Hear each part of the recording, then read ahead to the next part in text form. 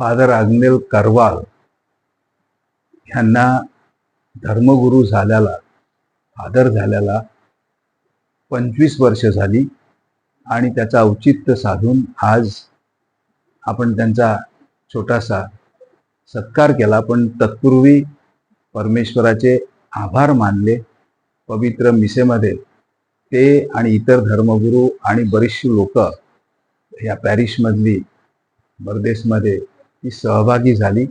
Father Agnel Karwal यांना मी सेमिनारीत आल्यापासून ओळखतो। मी तिथे शिकवत होतो त्यावेळेला, पण एका वर्षामध्येच मग मी रोमला गेलो। परंतु फादर आग्नेल हे किती प्रभावी धर्मगुरूचं काम करतात आणि मला माहिती होतं की त्यांचा स्वभाव म्हणजे साध्या भोळ्या लोकांमध्ये ते अगदी साधे भोळे वागून सगळ्या लोकांना आकर्षित करून घेत असतात आणि साधी सोपी भाषा बोलतात, कधी विनोदाने बोलतात, पण चांगला संदेश ते लोकांच्या जीवनामध्ये देत असतात।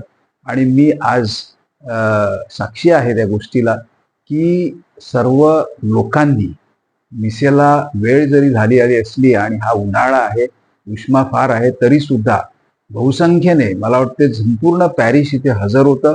ते लहानपासून थोरापर्यंत सगळी लोक इथं हजर होती आणि त्यावरून मी बघितलं की फादर आग्नेल हे खरोखर एक प्रभावी असे फादर आहेत।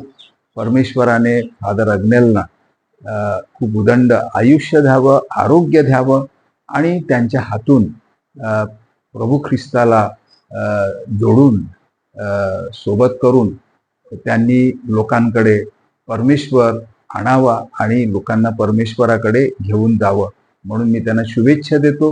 25 वर्ष आज त्यांनी समर्पित जीवनाची साजरी केलेली आहेत।